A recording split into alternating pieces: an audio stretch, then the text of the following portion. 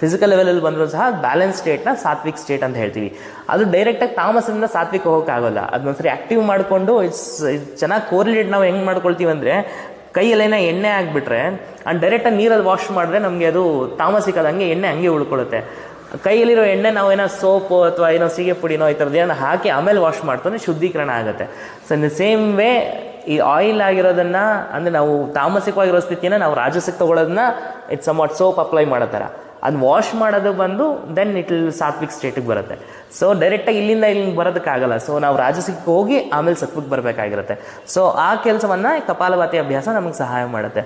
So ಅದಕ್ಕೆ ನಾವು ಯಾವ ಥರ ಅಭ್ಯಾಸ ಮಾಡಬೇಕಂದ್ರೆ, ಮಲ್ಟಿಪಲ್ ಪ್ರಾಣಾಯಾಮಸ್ ನೀವೇನಾದ್ರು ಅಭ್ಯಾಸ ಮಾಡ್ತೀರಾ ಅಂದರೆ ಯಾವತ್ತು ಫಸ್ಟ್ ಸ್ಟಿಮ್ಯುಲೇಟ್ ಆಗುವಂಥ ಅಭ್ಯಾಸಗಳನ್ನ ಮಾಡ್ಕೊಳ್ಬೇಕು. ಈ ಥರ ಕಪಾಲಭಾತಿ, ಭಸ್ತ್ರಿಕಾ, ಫಾಸ್ಟಾಗಿ ಬ್ರೀತ್ ಮಾಡುವಂಥ ಪ್ರಾಣಾಯಾಮಗಳನ್ನ ಮಾಡಿಕೊಂಡು ಅದಾದ ನಂತರ ನಾವು ಮಿಕ್ಕಿದ ನಾಡಿ ಶುದ್ಧಿ ಕ್ರಿಯೆ ಪ್ರಾಣಾಯಾಮ, ಬ್ರಹ್ಮರಿ ಈ ಥರದ್ದೆಲ್ಲ ಮಾಡಬೇಕಾಗಿರುತ್ತೆ.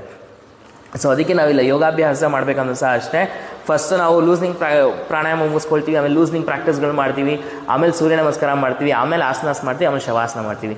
ಸೊ ಒಂಥರ ಗ್ರಾಫ್ ಹಿಂಗೆ ಇರುತ್ತೆ. ಫಸ್ಟ್ ಬಂದು ಲೂಸ್ನಿಂಗ್ ಪ್ರಾಕ್ಟೀಸ್ ನಾನು ಮಾಡ್ಕೊಂಬತ್ತೀವಿ, ಆಮೇಲೆ ಜಾಯಿಂಗ್, ಸ್ಕಿಪ್ಪಿಂಗ್ ಈ ಥರ ಮಾಡ್ಕೊಂಡು ಸೂರ್ಯ ನಮಸ್ಕಾರ ಎಲ್ಲ ಅಗ್ರೆಸಿವ್ ಸ್ಪೀಡಾಗಿ ಮಾಡೋ ಪ್ರಾಕ್ಟೀಸ್ಗಳನ್ನ ಮಾಡಿಕೊಂಡು ಆಮೇಲೆ ತಿರ್ಗಾ ನಾರ್ಮಲಾಗಿ ಬಂದು ಮಿಕ್ಕಿದೆಲ್ಲ ಅಭ್ಯಾಸಗಳನ್ನು ಮಾಡ್ತಾ ಹೋಗ್ತೀವಿ. ಇದು ಬಂದು ಮೆಕ್ಯಾನಿಸಮ್.